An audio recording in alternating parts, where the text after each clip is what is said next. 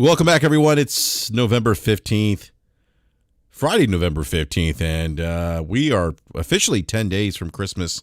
The holidays are here. And, you know, what I thought was going to be a slow news week ended up being a pretty big news week for this particular subject that we're going to discuss for this BRAP rant. We didn't have a BRAP on Wednesday because I was under the weather, but we are going to discuss Naughty Dog canceling Factions 2, or what they refer to as The Last of Us Online. And we may get to some other topics, maybe, but we're going to discuss this one because this is the big news item right now related to all things video games. So with me, I have Game Logic. Logic, how are you today, sir? I'm good. I want to take the mic for 1 second. Really, I'm glad to participate in the conversation that you have set up for tonight, but really the reason I showed was because, I came to formally announce my retirement from playing single player games. And I will only be playing games as a service from now on. So I just wanted to put that out there, make sure the audience was informed. And with that, on with the show. Oh, okay. All right. So, Logic will no longer be playing single-player games. Feel free, if you have any physical disc of single-player games, you can send them my way. I'll be more than happy to take those off your hands. And dude, you already get a lot of my stuff. Actually, I have gotten some of your stuff. But no, great to have you on the show, Logic. And big shout out to everyone in the live chat.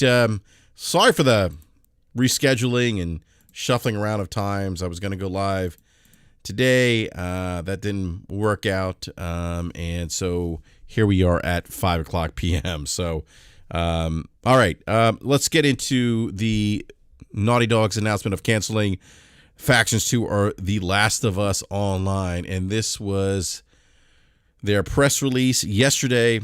And I'll read from the top here, entitled An Update on The Last of Us Online. We realize many of you have been anticipating the news around the project that we've been calling The Last of Us Online. There's no easy way to say this. We've made the incredibly difficult decision to stop development of that game. We know this news will be tough for many, especially our dedicated The Last of Us Factions community, who have been following our multiplayer ambitions ardently. We're equally crushed at the studio as we were looking forward to putting it in your hands. We wanted to share with you some background of how we came to this decision. The multiplayer team has been in pre-production with this game since we were working on The Last of Us Part 2, crafting an experience we felt was unique and had tremendous potential. As the multiplayer team iterated on their concept of The Last of Us Online during this time, their vision crystallized. The gameplay got more refined and satisfying, and we were enthusiastic about the direction in which we were headed. In ramping up to full production, the massive scope of our ambition became clear. To release and support The Last of Us Online, we had to pull all our studio resources behind supporting post-launch content for years to come, severely impact the development of future single-player games. So we had two paths in front of us: become a solely live service game studio, or continue to focus on single-player narrative games that have defined Naughty Dog's heritage. We're immensely proud of everyone at the studio that touched this project. The learnings and investment in technology from this game would carry into how we developed our projects and would be invaluable in the direction we are headed as a studio. We have more than one ambitious, brand new single-player game that we're working on here at Naughty Dog, and we cannot wait to share more about what comes next when we're ready. Until then, we're incredibly thankful to our community for your support throughout the years. So that was yesterday's PR release by Naughty Dog on the cancellation of The Last of Us Online. So I've read this a couple times, Logic. The one thing that I keep going back to, and I know we talked about it a little bit this morning. I'm just wondering how they got here. I'm not a software developer. That I would probably lean in your direction for that level of expertise. But I'm just wondering how they got here. I mean, and I think about the history of this particular project that they were working on. Neil Druckmann was at the Summer Games Fest with Jeff Keighley, and they discussed it. They said they were going to show us more footage. Actually, they were supposed to show us more footage this year. And by the way, I forgot to mention this in the live chat. Do me a quick favor and please retweet the link. I just dropped it in the live chat about a minute or so ago. And please hit that like button if you haven't done so already. Helps the channel out. Really appreciate the support as always. But I'm just wondering, like, how do they get here? Because, and again, I'm not a software developer, so I'm going to put that out there because I feel like a lot of people should be putting that out there because I'm seeing some takes, especially on social media, that are just like, I'm seeing people accuse Naughty Dog of lying and being dishonest and all these other things, and that this is proof Jim Ryan was fired, that kind of nonsense. But I haven't seen a lot of conversation about the potential. One, I think this is clearly this is a business decision. I think that people forget that this business is, as much as we are fans of playing video games, that first and foremost, this is a business. They are in the business to make money. They are, and Hero Down Under says, I'm a UX designer and work with devs all the time. This is not unusual. I was going to get to that here in a sec, Hero Down Under, because I've just, based on what I've seen professionally, what I've seen with working with software developers and projects that I've had exposure to in the past. Yeah, I mean, this getting to a certain point, even hitting certain milestones in a development project, even hitting those, and then at some point I've seen instances where it's like, okay, we're going to go a different direction. But it seemed like, to me at least my impression of the development as I hear about the Neil Druckmann saying we're gonna here's some of the concept art. We're excited to show what we're working on. They were going to show us more of the Last of Us Online, which is, they didn't call it Factions 2, they called it The Last of Us Online. So I wonder if that was going to be the name of the game. And then we hear about Bungie coming in, and there's that story, that conversation that Bungie came in and said that the way the game was monetized, which wasn't going to work. And so as I think about like how they got here, it seems to me at least that and I don't. I've seen some people say that this is just PR, this is spin, this is not maybe what happened. Maybe Naughty Dog isn't being as transparent. But when I think about what we knew going into before this announcement yesterday, and the fact that Bungie at one point had mentioned that whatever they had wasn't going to work from a monetization standpoint, that them maybe hearing that and having to go back to the drawing board, and then having to say, wait a minute, in order for us to do this, to make business sense, money sense, we're going to have to retool. Maybe we have to retool this whole thing. We have to hire more people, allocate more money, time, resources, really spend more money. And at that point, the question is the juice worth the squeeze? Which is what I said to you earlier today. And clearly, based on this PR statement, that the juice wasn't worth the squeeze. But I mean, but still, and I understand for the people that are disappointed about this announcement. I can understand that if you're looking forward to Factions 2, I can certainly understand feeling disappointed.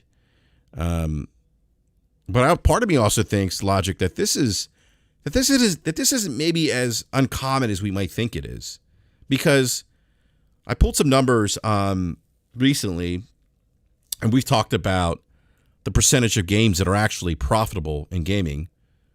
I think it's about 5% of all games are actually successful or profitable.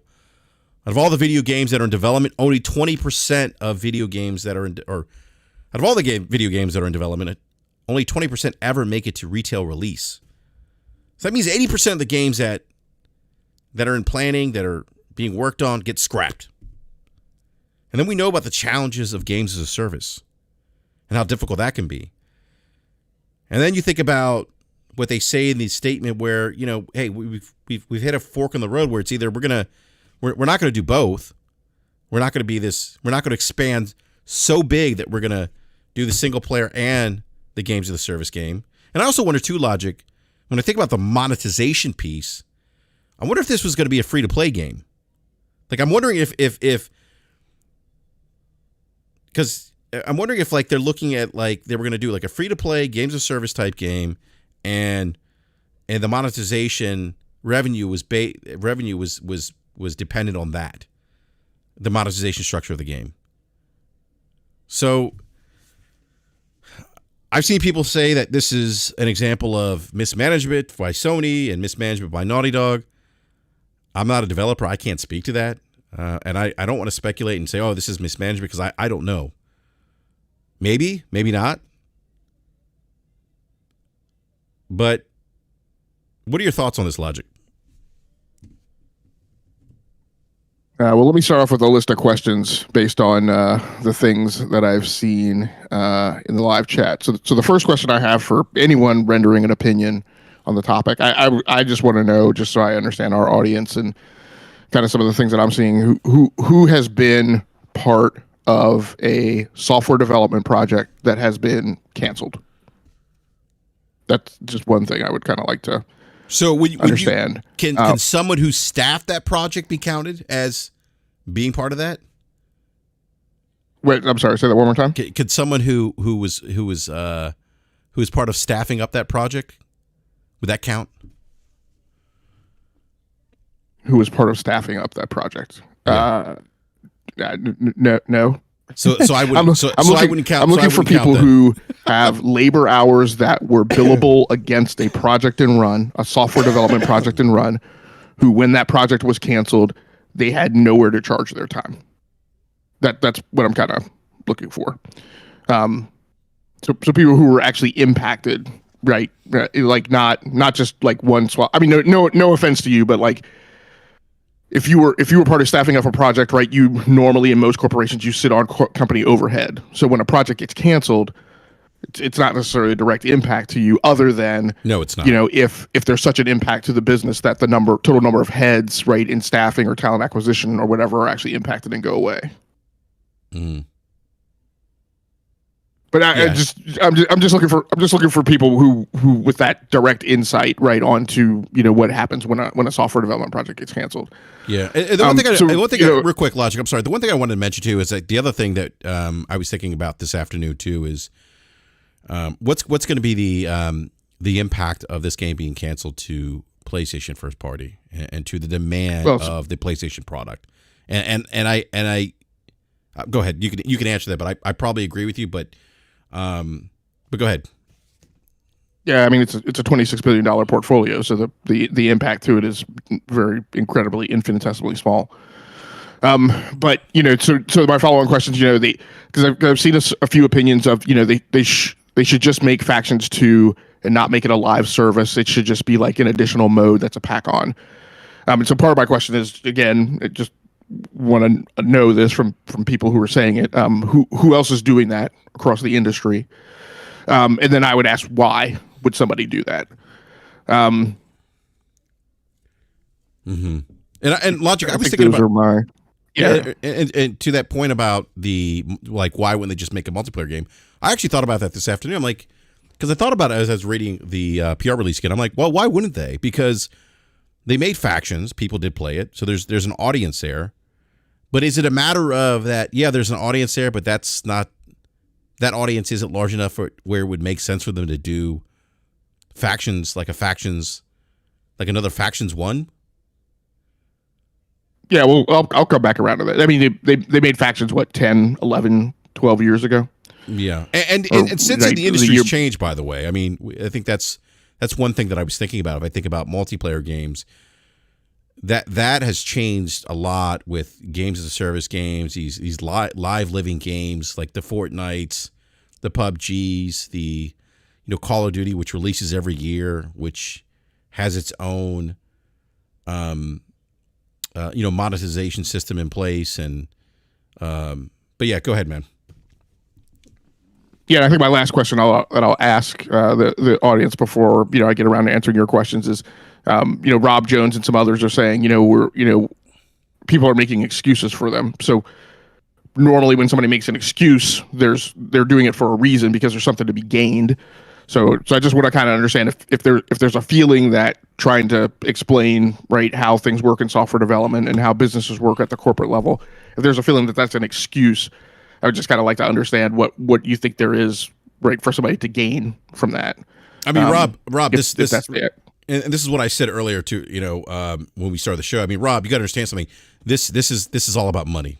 Gaming is every business, every software development project in gaming is about money. And so those hard decisions are going to be made, whether you like it or not, or where you agree with it. I mean, that's just part of the economics of software of game development. Yeah. So those are kind of my initial three questions for the chat, and then going back, tee me up again with what your questions were. Sorry. No, I'm just wondering how we got here, Logic, because it did seem like they were hitting certain milestones. So I mean, and then they were going to show us more footage, or we don't even know if they were going to show us gameplay footage, or they were going to show us more concept art or a review trailer, but they were going to show us something this year. Yeah. So I mean, we've all been exposed to that chronology, right? I mean, and there are things that occurred that were not in the original concept of the plan, right? So in Naughty Dog's head, everything that we've seen and that we've heard and that's been reported. I'm only going to talk about the stuff that's actually been corroborated. Like there's a ton of gossip and water cooler talk, and and people running out in the street waving their copies of the Inquirer. And fanning the flames of the gossip mill, and I don't care about that stuff myself. So from everything that we've seen, right, from Naughty Dog's perspective, they were doing a thing, and it was on track, right? And so if you go back to the inception of a project, of a software development project and a gaming project, at some point, somebody made a pitch to dedicate and allocate engineering resources to do a thing. And somebody at the portfolio management level who has fiduciary responsibility gave that a green light. And somebody said, yay, verily, go forward and expend, 1998 or 2020 or whatever you use for an FTE equivalent for labor hours, times the number and size of your team, right, on your budgeting profile, and go build that thing. And we will chalk that up as a capital expense of things that we are building over some period of time. And then when that period of time is done, that development project should transition into a retail commercial model. And then we will be able to start claiming revenue against that. And we will start to be able to do depreciation of the associated expenses and start taking those off of our books. All of those feed into what the financial health profile of a company looks like.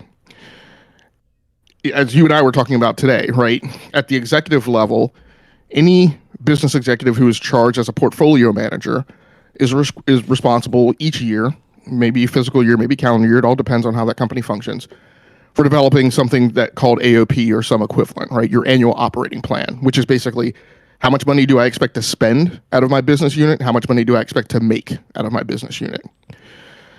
And so I have a plan and I have a roadmap, and when things on that change, right, that impacts how much money I say I'm spending and how much money I'm making. And my job, right, as an executive is to make the company money. And when I fail to make the company money, then I typically lose my job. So, right, all of this sums up. So apparently, right, there was some plan for Naughty Dog. Let's say it was over 5 years or however long it was, where those budgetary markers were made out, right? We talk about KPIs and OKRs and things that drive a business. Now, midstream of that plan, after it was originally conceived and after those plans were laid out, Sony makes an acquisition of Bungie, and Bungie gets ratcheted into a role of providing some level of consult and advisory to executives on the continuing health, right, and business profile and revenue achievement and profitability of associated games as a service projects that are in flight, right? So they sit down, they have this discussion with those executives and Naughty Dog, and they say, "Hey, what you've got is not going to work from a monetization perspective." So let me pump the brakes there and go back. Before Bungie arrives on the scene, everyone involved in that conversation, right, including up to the C-suite, thinks that they're doing what they need to do because they only have. Yeah, go ahead. Can I ask you a question? This is what I've been trying to wrap my head around. Like, they have to know how difficult, to an extent. I know you and I talked about this earlier, but I was thinking about this again this afternoon. Like, they have to know to some extent how difficult maybe the monetization piece is, or how much lifting's involved to do post-release content, which they discussed in the PR release. Yeah, so I mean, we'll go back a little bit, right? So the investment in a game as a service is not just the upfront capital expense, the CapEx, right? It has an operations tail to it. It has a certain cost that's associated, or OpEx. It has a certain cost that's associated with keeping it a going concern. With investment, we talked about this a little bit. I think maybe we were going to talk about Halo Infinite, and I built some budgetary models or whatever. But there's this cost associated with, in order to maintain player engagement, I have to crank out. We definitely talked about this. We were in Halo Infinite, right? There's a bucket of stuff that I have to do to keep players engaged. I have to periodically drop a number of maps, a number of LTEs, a number of LTMs, orient a reward system around it, and do that cyclically with some degree of consistency in order to maintain a player engagement base. Because the game, now slightly pivoting to a slightly different topic, but let's go to the game as a service model, right? The game as a service model is highly hypersensitive and dependent upon the gravimetric force of the associated player base, right? You get more players, you maintain and retain those players, right? Let me back up. You get a bulk of players, a center of mass of players, that allows you to retain those players, and that allows you to grow more players. Because when a new gamer shows up on the scene and they decide that they're going to play competitive PvP games, they're going to look at where the vast majority of players are. And they're going to look at the Apexes and the Call of Duties, right, and other games of that ilk. And they're going to be less interested in the mid-tier games where, yeah, it's got a player body, right, but it doesn't have the big mass, and it doesn't have the big bulk, and it's not in the zeitgeist, and it doesn't provide that variety. Because let me tell you, as a person who plays a certain chunk of games as a service game, part of the allure of that is people who are going in, and I know it's, for some people it's going to sound counterintuitive, right? But part of the allure of that is going in to play something that is not the same thing over and over again. So yes, I get that. Yes, people recurrently play maps and they recurrently play modes. I get that. But the point is that it's like a football game, right? Every time you step onto the playing field, how the game is going to unfold is entirely different. And that's a different feeling and a different point of condition of satisfaction that you get met than fighting against computer programmed AI, right, and surmounting that challenge. I'm not saying it's better or it's worse, but it's different. Getting that variety and getting that difference and getting that value add is highly dependent upon the size of the player base. So in order to run a game as a service, you have to continuously stoke the fire and feed the machine that drives you to a big OpEx tail and a big expenditure. Because when you don't meet those metrics, when you are not, we had this discussion with Halo Infinite, when you're not dropping a sufficient volume of maps, volume of modes, you don't have enough stuff in the rotunda, right, constantly going around the cyclical. When you're not dropping LTEs and LTMs, people get disinterested. Right, the games that have gotten this right and that have gone on to be, good games, have gone on to become like the big barn burners, are the teams who do that well. The teams who get on a cadence of, they do it every quarter, where a season like is a fixed length, and the player base understands that. Mm-hmm. Right, so that is the discipline, and that's the regiment. And we talked about the acquisition of Activision by Microsoft, and we talked about that one of the knock-on effects of getting that thing in the Microsoft portfolio was not simply Call of Duty, but it's getting an organization that understands how to make that happen. That is not an easy thing. If it were an easy thing, everybody would do it. Well, that's where I come back to that question of, they have to understand that, and this is the first time they're doing this, right? We talked about, we voiced concerns about Redfall when Arcane was working on Redfall because they'd never really done a live service game like that. Right, and Halo Infinite didn't successfully turn that corner until arguably Season 5. Yeah, and And while Naughty Dog had dabbled with some online multiplayer with with factions that excuse me, and the last and Uncharted, I mean this was a new course for them to make this this live service game. Again, I just go back to that question of with everything you just mentioned, Logic. Wouldn't someone there know, and maybe they didn't, what you described in terms of the challenges, the amount of time and resources needed to make a live services game with a regular cadence of content? Well, you certainly would have known the risks, but knowing how to be successful, I don't. That's not a predictive thing, right? I've mentioned on this show and to you time and time again, right? If I pick any project in any field, right, but in particular in the realm of software development, and I say, and I've done this across my career, and I constantly have to remind myself to not fall into this trap. I have been multiple places and been highly successful on multiple projects at the billions of dollars level with very large teams. And what I know is that those successes are the aggregation of the right people in the right time, in the right situation, with the right customers, yada, yada, yada.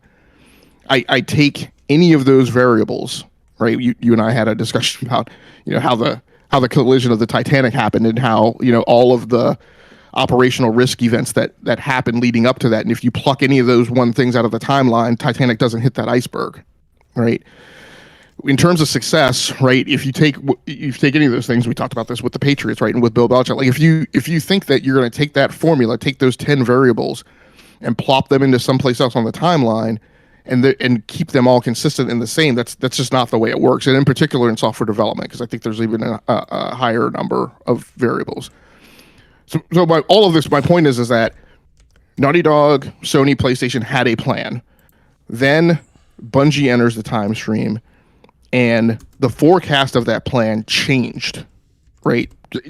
Say whatever you want. Say Naughty Dog should have had it figured out. Sony should have gotten it right. Blah blah blah. Whatever, right? I don't care about that. My point is that I had a variable X that was of a certain value, and at a certain point in the timeline, it inflected and it became Y, which means all of my outcomes that I had predicted from that point in the timeline are now different. So what's apparent is that somebody at the portfolio management level who's required to make AOP looked at the list of outcomes and said, that doesn't look like the outcomes I need to be contributing to the business the way that I'm supposed to.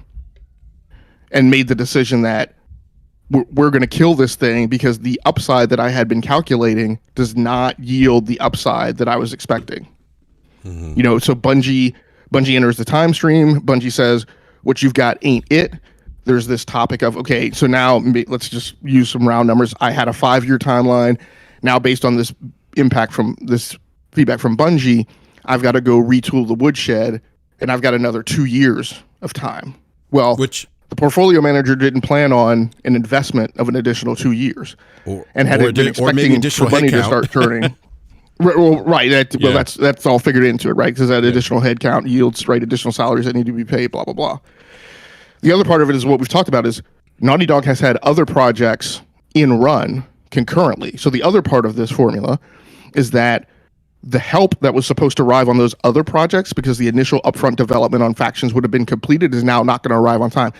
So one of the points of the optics on this is that not only was faction starting to be impacted, but obviously clearly anything that was downstream adjacent to that line of business, right, to that value stream, was now also being impacted and being pushed to being further behind. So at a certain point, right, you make a decision. Hey, am I winning? Right? Am I winning by continuing down this path? Mm-hmm. Or do I accept it as a sunk cost, right, and scrap it and start putting my resources on other stuff? Yeah, because I would imagine when you start shelving those other projects, you're putting money on the shelves. That's a further delay because you've already invested time, money, and resources in those other projects they're working on to now focus on this project.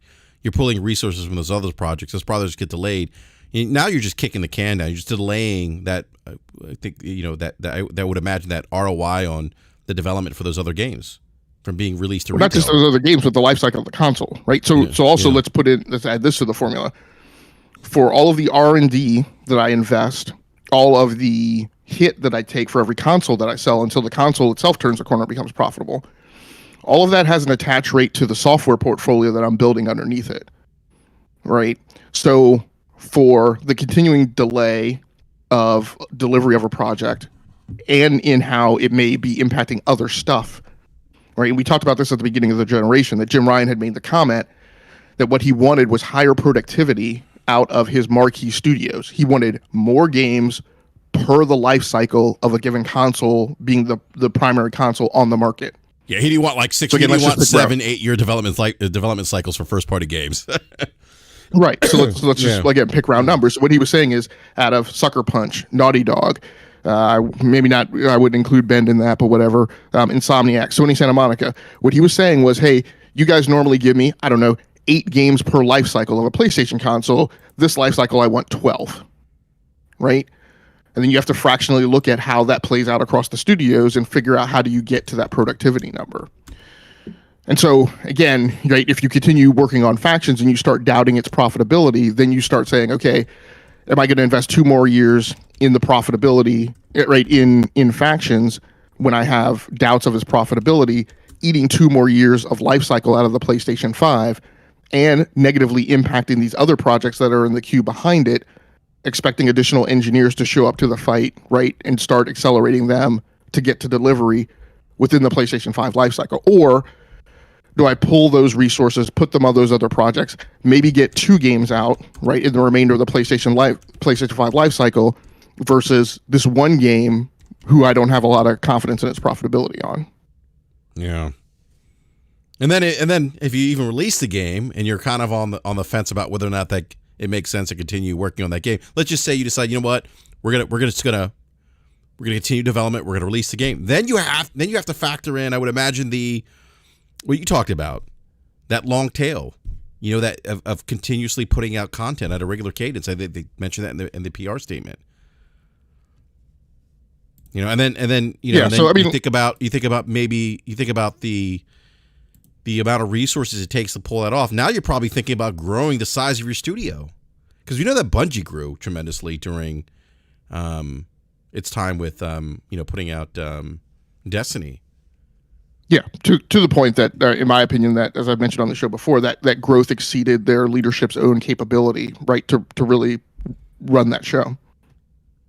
Yeah, I remember you saying that. So did that have to that has to do with them just leadership having mostly experiencing running a smaller shop and now growing leaps and bounds and just not having that experience of being able to run an operation of that size? Is that where? Yeah, I mean, look, when I'm going to hire a CEO, or I'm going to hire a program manager, or I'm going to hire a project manager, and unless I see something, right, the first entering conversation is, hey, this program is 500 people. Have you led a program of 500 people or more before? Yeah, that's a fair point. Right? Yeah. And yeah, if they don't have that experience, we have those same questions too when we're hiring people, and we're looking like, hey, have you worked at I'm not gonna say where I work, but a firm of our size, right? We don't want somebody who's worked at a smaller company because it just doesn't work out. Yeah, and we talk about grooming and preparation, right? And I constantly talk to people about putting tools in your belt, right? And what I focus on, right, in mentoring and coaching a lot of my employees is, hey, I need to expose you to this value stream. I need to put you in this scenario. I need to put you in this situation, so you get those additional tools under your belt, right? Or, hey, I see that you have these 5 tools under your belt, right? I need you to particularly go, right, and engage with this employee or this team in this specific way, so you kind of learn these things and have them as options, right, as you go further down the road. When you and we talk about grooming, right, and getting people to accede to levels of leadership, and when you don't have that in your experience, sometimes that plays out. Sometimes you surmount that challenge, but a lot of times you also don't. We talk about smart growth, right? In the business that I'm a part of now, we talk about, look, we don't want to just be taking on jobs and contracts willy-nilly and not necessarily growing along the adjacencies of our core competencies, right? There's a lot of things that we could do and that we could go after and that we could utilize to make money, but those things don't necessarily equate to smart growth. So again, you get these situations with Bungie where, hey, it caught lightning in a bottle with Destiny 2, right? But that just continued to grow and continued to grow and continued to grow beyond, from what I've seen, again, kind of looking at the profiles and the backgrounds and the experience of that leadership team. just in my opinion, like beyond right a level where they were really able to kind of see the forest for the trees. Yeah, some interesting comments here in the live chat. Like Kira Down Under says, they should have known. SIE should have known they need dedicated live service studios with new IP, not the shoehorning and forcing of established single player studios. I'm not sure if that was something that was forced on Naughty Dog. At least reading this to me, and who knows, maybe it was forced. I don't know, but at least what I'm reading here is that this is something that they had envisioned, that they wanted to take factions in a different direction. I mean, we see this with studios where they'll try new things. We saw this with the studios that always come to mind when I think about trying different things or taking maybe franchises a different way. And I know it didn't work necessarily for Halo Infinite, but although I will say this, Halo Infinite is, at least the multiplayer piece, is in a much better place, I think, than it was when it released. But we've seen studios pivot.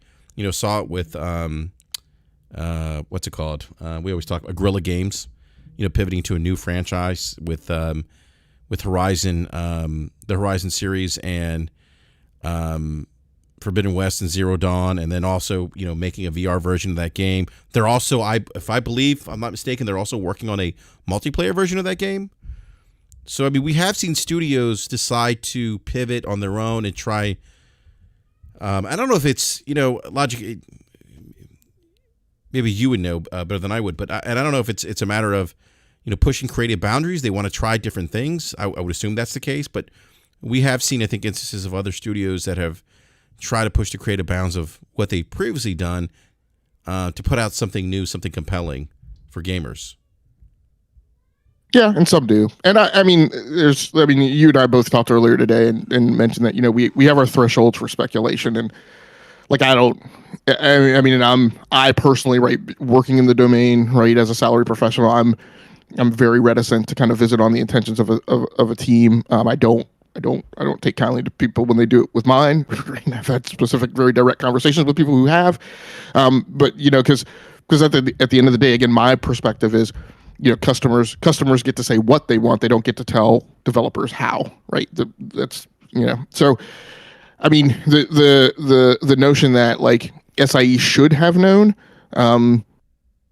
maybe there's an argument that they should have hired an executive who had that experience, who would have come in and provided them, that input on the front end. But proof that Jim Ryan was fired. What's that? This is proof that Jim Ryan was fired because he didn't have that insight. They're like, you got to go, Jim. Put on your white T-shirt. You're out the door. And then we're going to put your face on cookies. But what am I going to say? Am I going to say, Google should have hired somebody with more foresight to run Stadia? Microsoft should have hired more foresight for somebody to run Zune. Apple should have hired somebody with more foresight to run, whatever projects it's canceled. Like, I mean, at the end of the day, and this, goes back to what you said, the conversation you were having with somebody who said mismanagement. I mean, okay, so if the definition of mismanagement is anything that is other than delivery perfection, then yes. But then I go back and I say, okay, but we also know that in aggregate across an entire industry, that then mismanagement by that label and definition happens at a certain percentage, and no one's immune to that. And I would have to accuse Apple of mismanagement, Microsoft of mismanagement, Google of mismanagement, Uber of mismanagement. If there were enough people who every tech company's had issues with projects. This is well documented. Yeah. And this is why when I think about this big picture and I think about what's happened here, this isn't out of the ordinary of things that happen in software development and within big tech. Yeah, and so one of the questions in the chat, Microsoft got destroyed for Halo Infinite, but they stayed with it, and now it's well received. Why couldn't Naughty Dog? Because Naughty Dog is not backed by a $2.5 trillion company that doesn't give a shit about losing money. That's why. I would also add different appetite for risk. And I was going to say that different. Yeah, like Bungie's owned. I mean, not Bungie. Microsoft. 343 is owned by Microsoft. Yeah, I mean, 343 has had a significant percentage of its workforce scragged. It's significant percentage of it's had a total turnover in leadership. right? And Microsoft has talked about this, right? That they are willing, and sometimes their model has to be one that is about, right, going the long haul. Yeah, but even same with Ubisoft, right? Who also kind of does the same thing. Yeah, but even then, I mean, yeah, but 343 I stuck with Halo Infinite, but at what a cost to the reputation of the franchise. You know, like yeah, I mean, it's Halo Infinite. Let's not act like Halo Infinite is like a big moneymaker or driving a ton of revenue. It's I like I said, I play it. I play it, very frequently. I still, I run into sometimes the same players, multiple nights in a row. I still wind up getting match made into matches where, I see the same player, 3 times in a night. So that player base isn't, and I mean, and this is the question. This is the same question. I mean, while you're asking the question to us, I'm asking the same question to you guys, right? Would the preference be for Naughty Dog to push out a factions that would have been a Halo Infinite equivalent? I don't believe that. Right, that the PlayStation fan base would have appreciated that. Oh, right? they would have revolted. I mean, you look. Here's the thing. Like, this is the other thing I was thinking about too. Logic. If that game had released and it was bad, the diehard PlayStation fans would have revolted. They would have said, "Why do they waste time and money doing this, releasing this? This is terrible. Who asked for this?" We always get the who asked for this. By the way. Well, let's go back and map that to the Guerrilla storyline too. Right. Remember. The part of the Guerrilla storyline is they were supposed to be the Halo killer studio, and they kept putting out Killzone, and it kept not lighting fires that would compete on the same footing with Halo. And they finally said, to a certain extent, we're kind of tired of this, right? We want to do what we want to do. Can we please do this, right? And what they chose to do instead went on to a huge amount of critical success and acclaim, far beyond anything that Killzone had done. And I would assure you has probably, provided a great deal of higher career satisfaction, right, and pride in work for that team than what they were doing on Killzone. So, I mean, those are just, the things that happen. Black Dragon asks, if Factions 2 is canceled, how can we be confident with the other live service games Helldivers 2 will be a flop? So as far as I understand, right, the whole point of this 12 live service games, which are, as far as I understand, going back to Hero Down Under's comment, right, they are mostly live service games being made by new studios. They are not cannibalizing effort across a lot of studios, right, out far and beyond Naughty Dog. As far as I understand, and some of them with like second party relationships, like with Helldivers 2. Yeah. It's not like all first party. So it's stuff.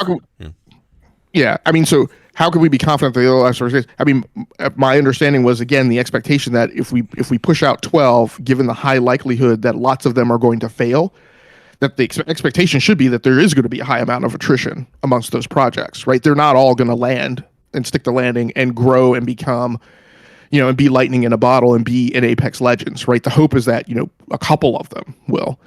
How do we know Helldivers 2? How would we know that Helldivers 2 won't be a flop? We don't. I don't know. I don't have any reason to believe that Helldivers, the original, sold really well or really caught the world on fire. I mean, Helldivers 2 is like a nice niche project that I'm sure will attract, a certain amount of attention, but I don't expect it to be some huge revenue driver. It's a AA game. And people, I've seen people kind of say, oh well, there's why is Sony doing gas? There's games like PUBG out there. There's Fortnite, Fortnite's just huge. There's Warzone. I mean, they may not be looking. Sony may not be looking at trying to replicate the success of a Fortnite. You look at what happened with Sea of Thieves. Sea of Thieves for Microsoft is actually a successive games as a service game. They may be looking to have it's Sea of Thieves. Yeah, they may be looking to have a Sea of Thieves type game, or even Grounded has been somewhat successful for Microsoft. That's what they may be looking at. Yeah. So going back to Black Dragon's question, right? My sense of it, my perception of it is that the risk exposure of the company again is not too exposed to risk much of what they do as their core competency. So the single player game and the single player stuff coming out of those studios and those staffing, as far as I can tell, all that's remaining consistent. What they are doing is they have gone to bigger parent Sony and asked for more investment to outgrow this game as a service stuff, because that's where the growth is. As far as I understand, they don't believe that if I pump out more single player games, right? If I pump out more Gods of Ragnarok and they sell, 8 million more copies, that's really going to make my business go. And so they believe, to a certain extent at least, that gas is a core growth component. And so they're adding that on to their current single player portfolio. So my point is, if the games as a service stuff doesn't work and they flop, yes, there's going to be an impact, but the risk exposure in the kind of entrenchment position, right, which is when you're in these positions of potentially increasing competition and lots of acquisitions and consolidation going around, you hunker down on what that you do well, and you protect and you defend that. As far as I can tell, they are doing that. It's just that they're taking additional investment dollars for growth and putting them towards games as a service. It's a great point, Logic. I want to share a story with you, Logic. I actually had the opportunity many years ago to meet with the CEO of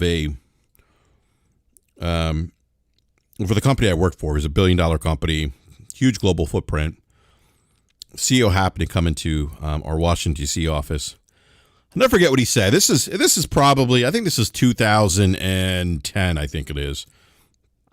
So this is 13 years ago. And he said, and the headquarters was in the Netherlands.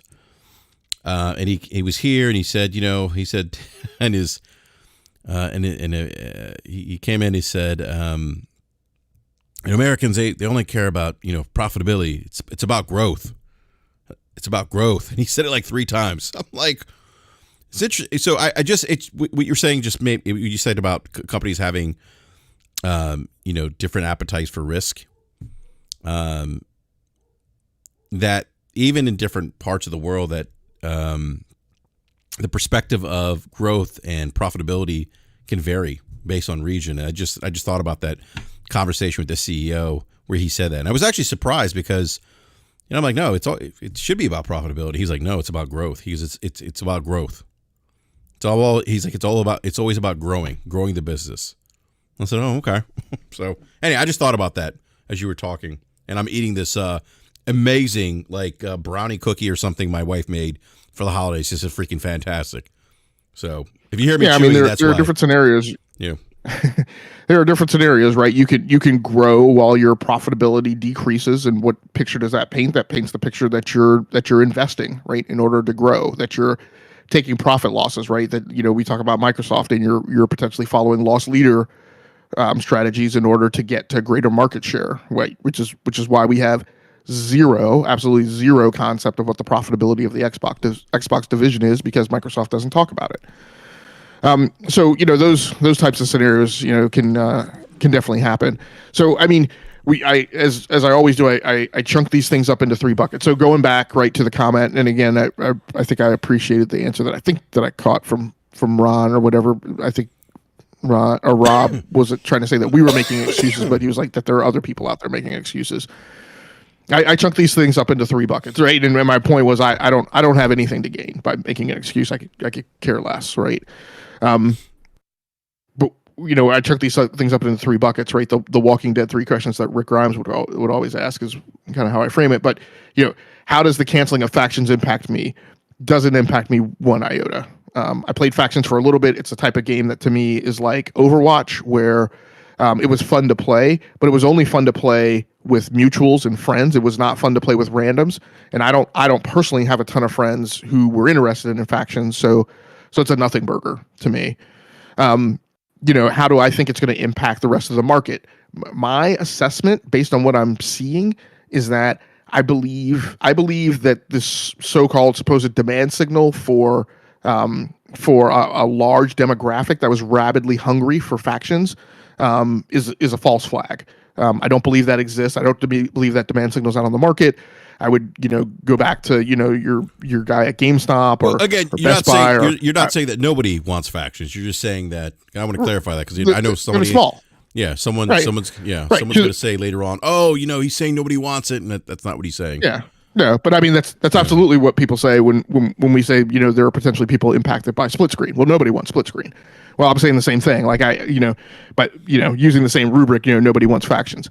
And I don't necessarily mean nobody, but I think the demographic is small. And I go back and say, like I said, to your guy at Best Buy or your guy at at GameStop, and I would ask our friend Forte, right? I would say, how many people come into your GameStop and ask you the question, right? Framed in a way that tells you that their choice is dependent upon when Factions is coming out. How many people, right, say, hey, I'm thinking about buying a PlayStation 5, but I want to play Factions. When is that coming out? Or I left PlayStation 5 after The Last of Us 1 because they got rid of Factions, right? I don't think that demand signal is anywhere near the mountain out of a molehill that the gaming community on Twitter, which I constantly go back and say is an incredibly small demographic of the gaming market, and just like is so wrapped around the axle that what they want is what everyone wants, that they constantly get market assessment wrong. So I don't believe that demand signal is out there. I don't believe most people, that the vast majority of the PlayStation market, are going to be bothered by this. I don't think it's going to cause a lot of defections. Like, people aren't going to the store and trading their PlayStation 5s in to go buy an Xbox Series X. And I don't think it's going to cause a great inflection in people who were potential buyers and fence riders over which choice they make. Does this impact the business? Like I said, I think that there's going to be, that business impact is not going to be sum zero, that there's been investment in however many engineers were working on Factions over these last few years. There's been impact on what the total potential productivity of that pipeline was coming out of Naughty Dog. But what is the impact to a $26 billion portfolio? I think it's it's an incredibly small echo in a very large cave. Is it going to shake consumer confidence? I recently wrote a thing on Twitter that talked about market share, mind share, and brand equity. Is this going to tarnish in a significant manner any of those three to the extent that it negatively impacts PlayStation console sales? No, I don't think so. I think, negative impacts to PlayStation console sales that we're looking at in the upcoming quarter, maybe 2 quarters after, will be things that are driven either by the economy or by supply pipeline scarcity. And outside of those things, if then we see a negative impact on sales, that is not attributable to the economy or supply scarcity, then there's a discussion to be had. But this entire time that Factions has not been on the map, PlayStation 5s have been selling. And I don't think people were buying them. I don't think people were buying them because, I'm going to buy my PlayStation 5 now because, man, Factions is going to come out. And then we're going to be living high on the hog. I just don't believe that's the perspective of the mainstream gaming consumer. No, I don't think so either. I think that's more likely, hey, Spider-Man 2 just came out. I want to play that. Plus, they have all these great, games on the console, and my friends play on PlayStation. Yeah, and then Selfish Ant asks a good question. Will Sony ever be able to pull off a game like Gears 6, story campaign, and a solid multiplayer in the same package? Can they grow their franchises to include both? I think the question I would ask Selfish Ant, first of all, is that the demographic of the PlayStation consumer base? I don't know that it is, because I think Factions was a solid multiplayer. Not a ton of people played it. I think the Uncharted multiplayer was pretty good too. Multiplayer. Yeah, it was. But not a ton of people played it. I don't think a lot of people played it. I could be wrong, but I don't think about it. Because you look at people who are attracted to the PlayStation product, and you look at its portfolio, and I would contend that the primary people it attracts are people who are heavily interested and invested in the single player experience. And so, they could do that. I don't think there's any reason that they can't. I just don't think that necessarily buys them anything in terms of their current today core player base. I think this game as a service vector is about allocating that work to new studios and attracting a new player base. But I don't think so back to your question, I don't think that they get to that new player base by making pack-in multiplayer modes, right, bundled with single-player campaign games in, let me use a favorite Xbox extremist voice track, based on the old product model, right? I think they do have to do something new and something decidedly different, because you look at people who heavily invest in playing their lives in games as a service, and those people are playing dedicated multiplayer games. They're not playing things that are packed on right to single player experiences. Yeah. I've seen a lot of people question the impact of this of this. And by the way, I've also seen some people. I think maybe Hero Down Under had mentioned this, but people have been debating the word or this particular sentence here. We made the incredibly difficult decision to stop development on that game. They didn't say cancel. They said stop. I associate stop with cancel, but I have seen some people say no, they're just stopping it for right now. This could be something that gets picked up down the road. What do you think about that logic? Well, anything that you've created, anything that you've created reusable code for is always something that can be picked up. I mean, people don't. This isn't the day of punch cards, right? People don't burn code right out in a trash bin in the back. It goes into a repo and it can always be salvaged. But I think in this instance, this is the second time that we've heard kind of a stop work order going about on factions.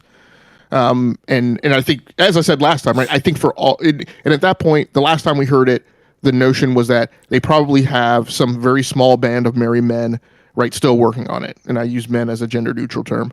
Somewhere along the order of like 2 to 9 max, right? Somewhere in the single digits of like your really high end super egghead developers, right? Who are working at the architectural level and the deep design level, still working on it. But now this is the second time that we've heard that. And that's that. Now I think we're at the point where, we're pulling everyone off, right, to get them on other projects. Yeah. Yeah. Again, I saw some people arguing that, and I said, to me, like I said a few seconds ago, stop means canceled. People aren't working on the project. It's done. And maybe to your point, maybe they reuse some of the code later. Or maybe this is something they revisit later on. But I think it's. I mean, let's look at Skull and Bones. Skull and Bones is coming out in February. That was originally built on code out of what, Assassin's Creed 4? Yeah. Black Flag. Yeah. I never thought that game was going to come out. By the way. Yeah, despite the fact that I keep telling you that it is. Yeah. I was like, no, this game. Well, I also didn't know you were in alpha. Yeah, well, I couldn't talk about that. Yeah, I mean, or else I'd have to kill you. NDAs and such, I mean, how was I supposed to know? I'm like, oh, Logi it's cap. That's people like to say. Yeah, what's interesting though? It's people. Again, this is, and I've seen this narrative around PlayStation, especially this year, that somehow this is another example of PlayStation mismanagement. This is a down year, and I just don't like. We talked about gaming Twitter earlier, and I've talked about this before. Gaming Twitter always gets the assessment of the market incorrect. Always, like 99.9% of the time, their assessment of the gaming market is wrong. Wrong. And I think this is another example of that because, to your point about factions. Yeah. So again, yeah, go ahead, man. Yeah, and so, like, if you want to call it mismanagement, sure, fine. I mean, but what's impactful to me and what I think is important is mismanagement at a level that it causes the ship to catch on fire, right, and start sinking. And I don't think that's where we're at. And that goes back to what I wrote the other day, right, about, again, market share, brand equity, and mind share. Like, if this is a loss, right, if this is if this is a gig, won against, right, PlayStation, sure. But they've got to mount up a ton more, right, before they start backsliding significantly on market share, mind share, and brand equity. The thing I was thinking of today is this is like people going, here comes a championship team that is destined for the playoffs and home field advantage, and their third string tight end who only plays special teams gets injured, and you have a bunch of people go, ooh, now that's it. I'm like, no, dude, he's the third string tight end, right? And lots of our formations don't use double tight end formation. Like, it's making a mountain out of a molehill. And if you're a Commanders fan, that actually might be. If you're a Commanders fan, that example might apply, though. I'm just saying that third string tight end might be the best play in your team if you're a Commanders fan. So, no, I don't disagree with your analogy. I said this to you earlier. I think if this had been like Naughty Dog's next single player game, like let's say The Last of Us Part 3, and it was canceled, then I'd say, ooh, wait a minute. I'd be a little more concerned about that and the impact of the business because of the just because how big that franchise has become now. It's got its own TV show. It's been picked up for season 2 with HBO. It was the HBO show of that adaptation of that show was well received. The Last of Us Part 1, Part 2 have sold very well, as much as people make fun of and always ask the question, who asked for another remaster remake? Well, guess what? The consumer market did, because those games sell when they release. As long as those things keep selling, they're going to keep making them. Well, let's bring up another thing you and I have talked about and look back at another sports analogy, right? Why does losing that third string tight end matter? Right? It only matters when you have competition that's very close and nipping at your heels. The thing that I wrote yesterday is PlayStation doesn't have that competition right now. Right? Nintendo owns the low end of the market for consumers who are indiscriminate about performance and power. Right? They've ceded that to Nintendo. Nintendo's got that. Xbox has been left inexorably behind. Right? They are not a competitive factor on the market right now. Mm-hmm. The install base of the Xbox Series X and S is 9% of the console market install base. That's incredibly small. They've got a far way to go before that demographic is impactful. Yeah. PlayStation's closest market competition right now is actually from the low-end PC demographic, where you have people who are on still, RTX, GTX 1000s or RTX 2000s, who say, hey, I don't like any of these RTX 4000 products on the market. They're all low bus width. They have lower total memory bandwidth, the previous generation cards, right? And games are being delivered that are not well hardware optimized. So why am I going to go spend $1,000 on a new GPU? Maybe I'll just take $500 and park it on a PlayStation 5 for right now and play games that I know at least are hardware optimized for that hardware set and give me nearly the same experience and hold off and wait the next cycle for my hardware upgrade. Or people who are at a point where they're gassed out, right, on constantly upgrading their PCs. That is a much more competitive evaluation that I think consumers are making today than they're making the choice between PlayStation 5 and Xbox or PlayStation 5 and Nintendo. So, what is the impact of this? I don't think that it blows up that big because there's not a lot of suitable substitutes. Mm-hmm. Yeah, I mean, I'd like to think that maybe Xbox is a potential alternative. Why would you say that? And I say this because they still, they still offer from the hardware perspective, like they offer the Series X, that high end console. And they offer many of the same games that you can buy on PlayStation. The issue with Microsoft, at least from the first party, is that they don't have their first party isn't synonymous with the quality of the PlayStation, big budget AAA game experiences that they offer on that platform. Well, I mean, that goes back to another comment that I made on Twitter the other day, right? That all the console war that goes along, and you look at the NPD list, and somewhere between 70 and 80% of the lists for highest player engagement for PlayStation 5 and Xbox are the same. Right? The only differentiator is the first-party titles. And, like it or not, the current first-party titles, right, so far in this generation tend to sell better, be more critically well-received, and garner more awards on the PlayStation side.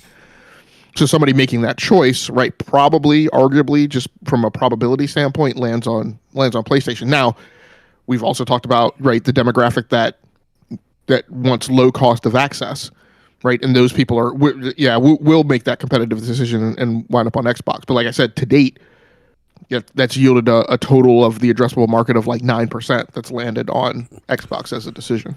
Yeah. Well, again, my perspective is more from the hardware and the fact that you can play many of the same games on the Series X, but they don't have that big differentiator that I think PlayStation has. And then, if you look at how consumers have reacted to both products, I mean, they are clearly they clearly prefer the PlayStation 5.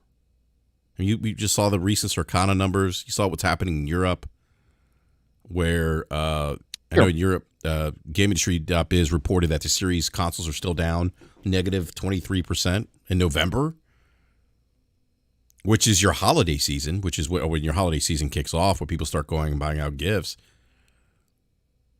So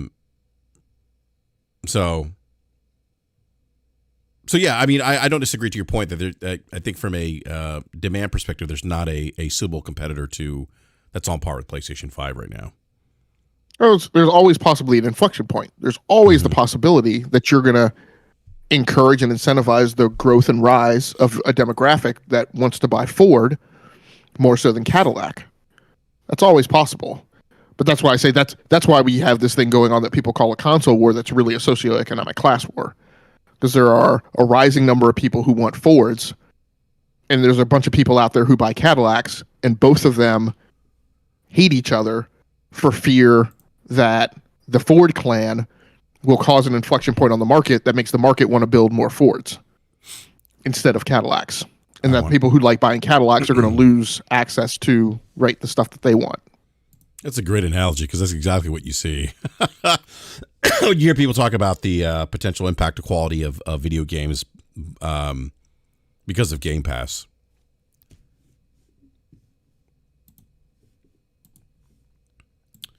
Let me make sure I didn't miss anything. I thought there was another question in here in the live chat.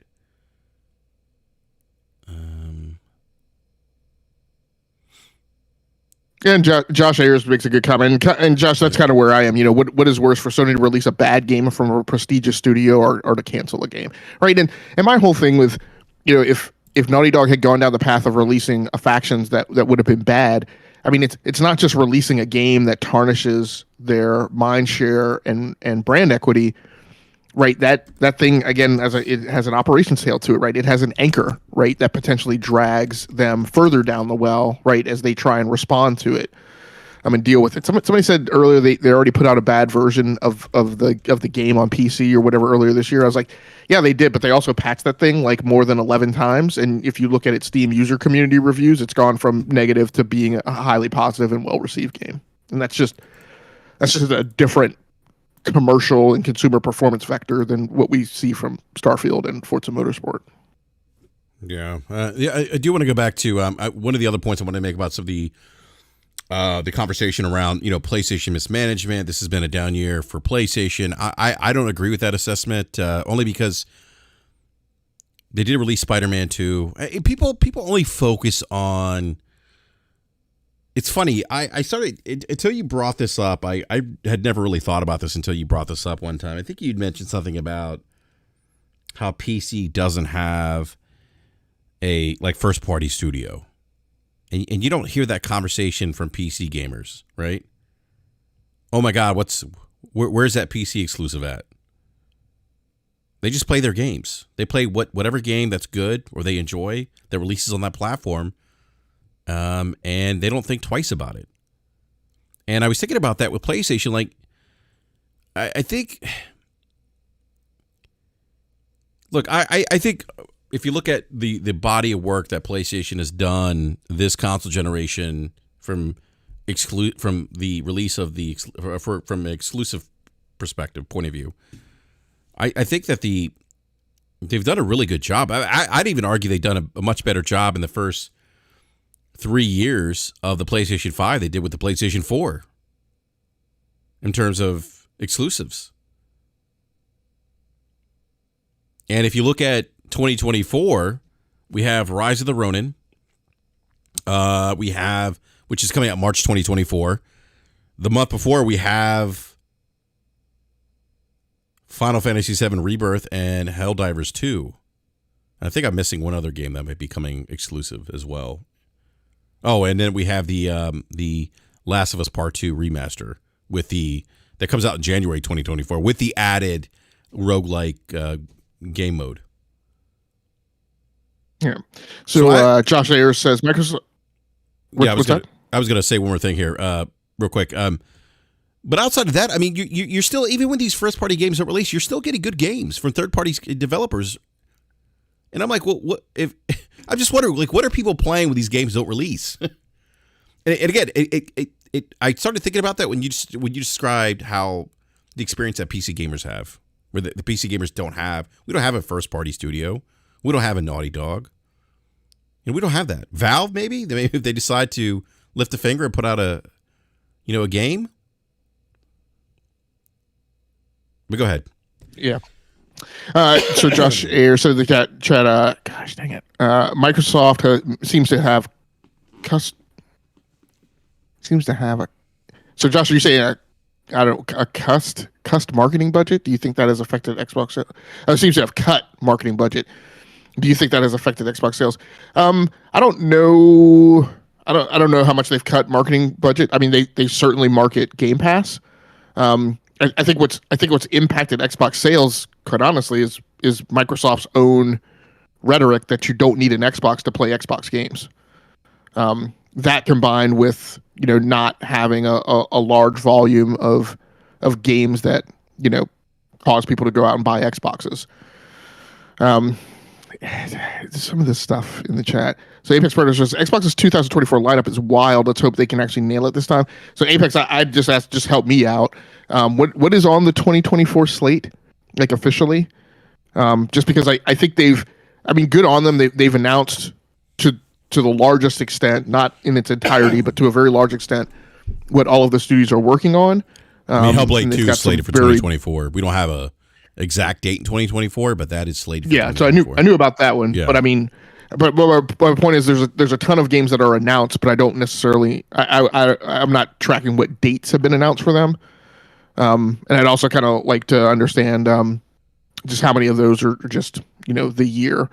But I would even be I would have a different optic on it if if like 12 of them at least said like 2024. But I just don't think that's the case. The last time I looked, I don't know. Yeah, I just want to point out some other PlayStation games that are coming out that are exclusive 2024. Grand Blue Fantasy, Pacific Drive. That was the other one I was thinking about. Stellar Blade, or Stellar Yams, as some people refer to it as coming out 2024 as well. And again, I'm not saying this to do a list wars. I'm just saying like there's this narrative going around that somehow less exclusives one year means things are bad for PlayStation, and I just don't look at that. I don't look at one singular year as the measuring stick to say that PlayStation is going through a rough patch or that they're spiraling downhill. And especially when we look at the sales number, the demand for hardware, PlayStation 5 is still seeing year-over-year growth. The PlayStation DualSense controller was one of the top-selling peripherals last year, I believe. We know that the PlayStation Portal, which gaming Twitter says nobody wanted, is sold out. So I just don't know how. Again, I don't think part of that's cherry picking too, saying that they don't have enough first party for 2023, therefore it's a down year, things are downhill. I'm like, no, they're still putting out exclusive content for the platform. It may not be first party, but nevertheless, it's still exclusive. Yeah, no. So Hell's I don't know what the Heltic Silver says. I mean, he brings up some good titles that I think should be in tracking. So Towerborn, Matt Booty has committed. Towerborn might have a date, but regardless, I think Matt Booty has definitely been on record as saying Towerborn's definitely next year. I saw Avowed just got a date, I think. And then we know Hellblade, right, is 2024. Yeah, but those are the ones that I feel like are relatively like concrete. Yeah, I'm Avowed's one of the games I'm looking forward to from Xbox. South of Midnight, is that the Compulsion Games? Is that their new game? Yeah, does that one have a date? Have a 2024 date? Not that I'm aware of, but I thought I just had the impression that it was out there, but I don't know. But I mean, East West 113 who said kind of a bunch of things before that I don't think were particularly accurate or relevant. But Sony released one PS5 exclusive game. If Nintendo did that, they'd be persecuted. Xbox 2022 horrendous. PS horrendous this year. First party output. But again, East West, I think maybe what you're not hearing or like. Those are all good data points for the water cooler conversation and the gossip mill and the people who like to say sick burn. my point, and I think the point we're trying to making is well, I will go back and say what I always ask as an executive is so what, right? Don't come and brief me a PowerPoint slide that just lists the facts. Tell me what impact the facts have. Give me something that allows me to make a decision.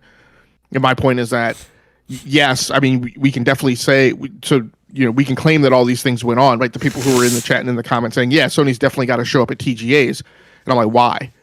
I mean, what is the impact? Again, Naughty Dog cancels factions or people running to GameStop to trade in their PlayStation 5s.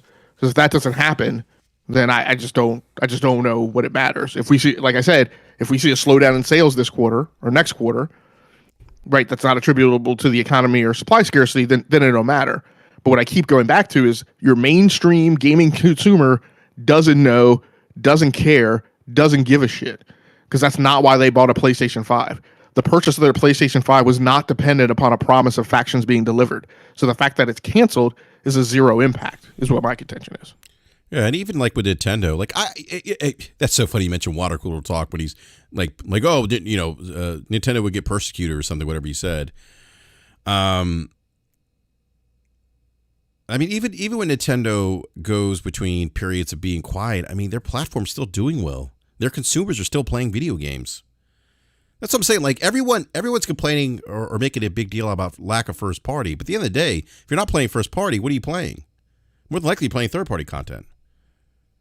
Yeah, my point is if Nintendo were persecuted, Furukawa would say, are my Switches selling? And if they are, he would be wiping his tears with dollar bills. Right? So who cares? Exactly. And I was going to say that my next point is, you talk about the lack of PlayStation first party. I mean, the console's still selling well. There's still demand for it. High demand. Yeah. And then again, then we hear people say, oh, well, you guys are giving Sony a pass. I'm like, no, my point is that you put these things, at least for me, again, I'm not going to tell everybody else how they should think or what they should feel. There are some people that I guess keep chalk marks right on a chalkboard and make their buying decisions or how they feel about a console based on how many tick marks are put on the chalkboard based on what they announce. That's just not the way I perceive or I approach games, right? Like I said, going back to PC, I own PCs. I just ordered an RTX 4080 today. Before I plunked down my money for an RTX 4080, I did not go to Steam or some list to say, oh my God, who's canceled games? Maybe I should hold off on buying an RTX 4080, right? I have confidence in the platform and the portfolio that the games are going to show up and the games are going to be delivered and I don't have to worry about it, right?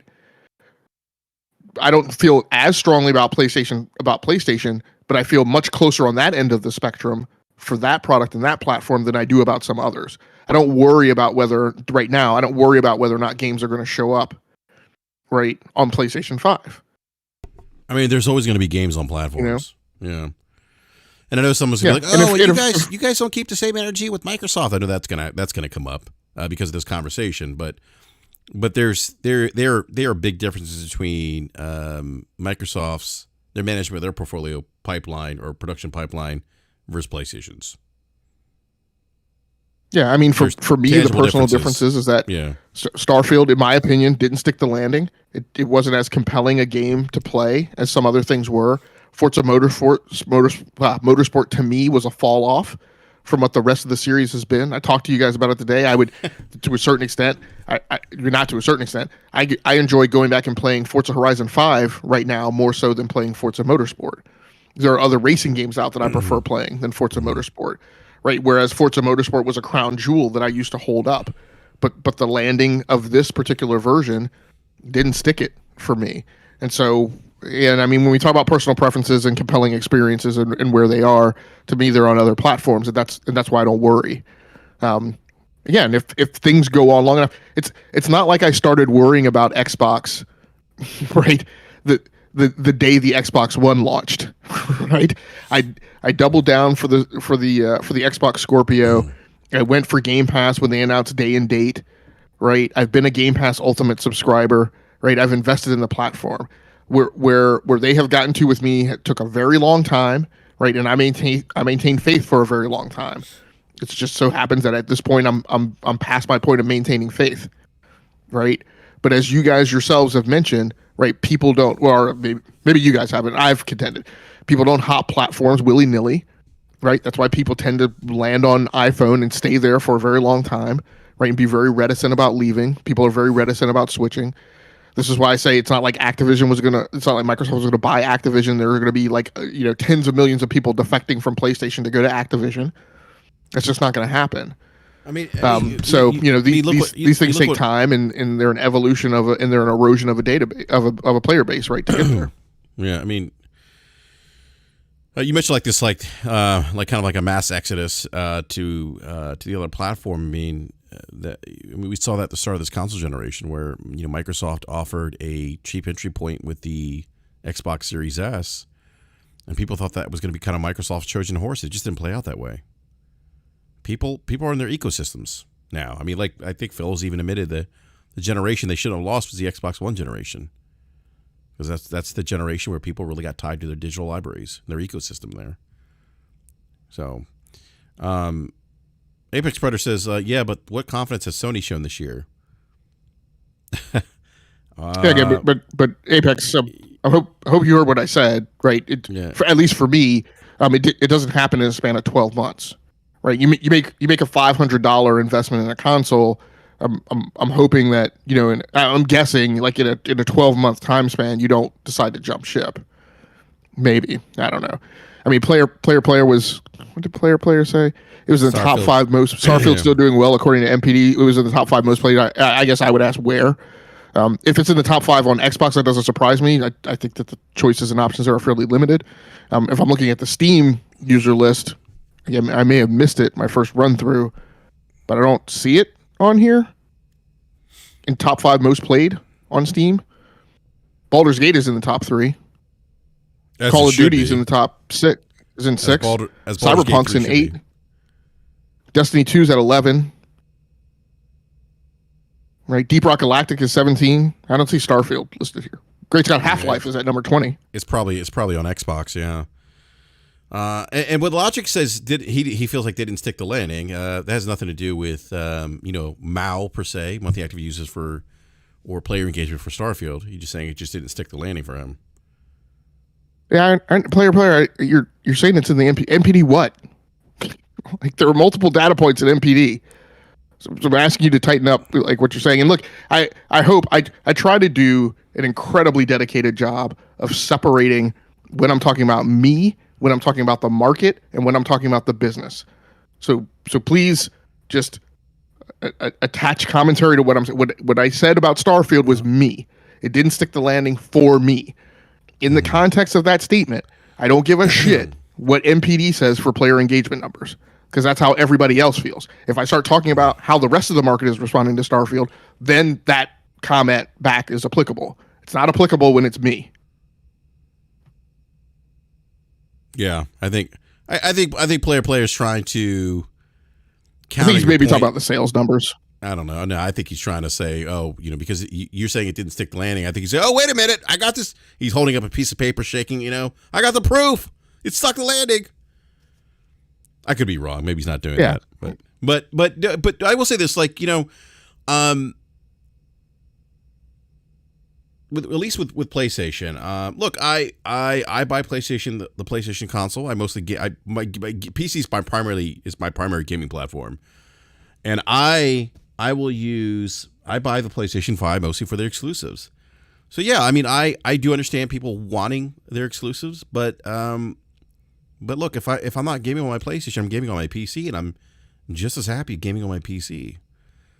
So player, I'm going to come back to you. So just where are you talking about? Because now you forced me to go and pull the thread. So now it's going to get. I think he's talking about November engagement numbers. I think which Circana. Well, but I said they're not in the engagement numbers. They're also not in the sales numbers. Now that I'm looking at them. No, I thought they were. Right, I have to go back and look. Yeah. November 2023 top 20 games ranked on dollar sales. I don't see Starfield in here. Yeah, to Sam Walton's point, this has been the best start to a generation when it comes to PlayStation. I don't disagree, Sam. I mean, that is that's what I was saying earlier. Some people say that Sony's kind of on a downward trend. I don't understand that when you look at their body of work this generation compared to PlayStation 4, PlayStation 3.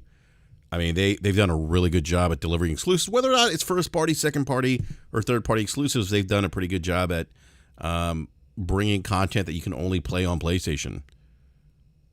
Now, selfishly speaking, I'd like to see more first party stuff from them, but that's me.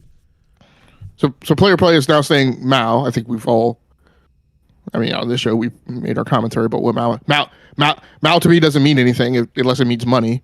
I mean, if I have a crap ton of people playing a game generating less money, that doesn't really say a lot. That just means that I have a bunch of, no offense anyway, but I have a bunch of low value consumers who aren't spending money.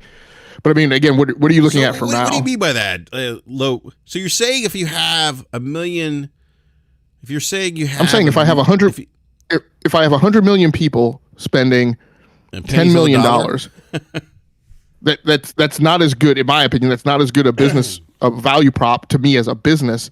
If I have 10 million people spending the same amount of money, right, or spending more money, it just means that I have low value customers who aren't spending a lot of money. Yeah, it's average revenue per user. No, Warwana, you're saying Mao matters much more in microtransactions. I don't know if he's agreeing with me. Microtransactions store games. Mao only matters in its direct relationship as a ratio to the amount of money being earned.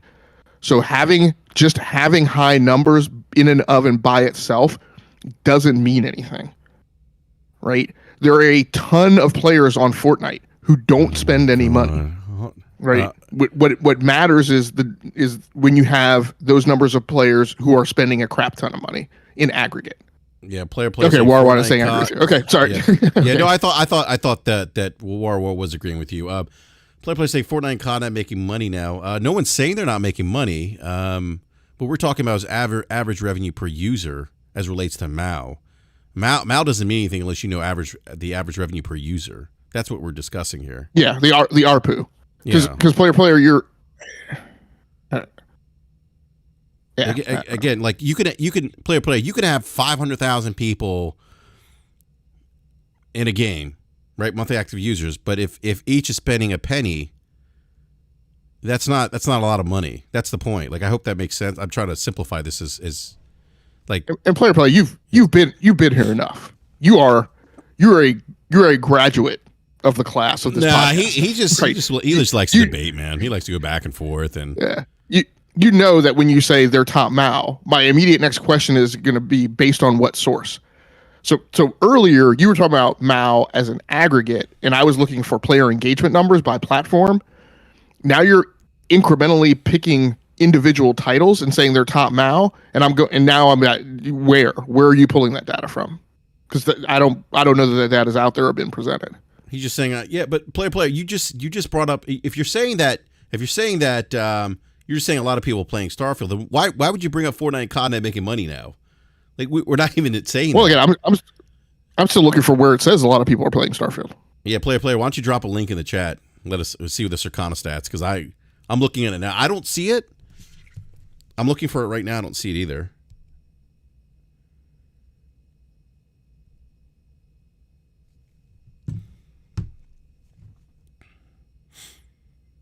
I will say this: I was actually Arcane released some concept art for Blade. I actually thought it looked pretty cool. Yeah, and I'm sorry, I know you're getting tired, but I just want to wrap up this conversation. So, player again. I am seeing it on the Xbox chart. Starfield is in at number 6, but again, it's 6 of an incredibly small player base. So, I mean, what does it matter? Oh, I'm sorry, Blade concept art. Yeah, no, I was saying the Blade concept art. I don't know if you saw that, Logic. I actually liked it. Very, very true to the aesthetic from Arcane. If you've played any of the Dishonored games. Yeah, like I said, I for me personally, I just like, take your 10 parameters of a game, right, and which ones are weighted for you. Artistic style just isn't a huge one for me. So in order for Blade to click on all cylinders, it's got to have it's got to have like the stuff that I personally need with the Blade IP. And I think you and I talked about this before. My problem with Dishonored and what I want to say, Death Sparrow, Deathloop, and Prey. Like none of those games are very visceral, right? In terms of like the weight of combat.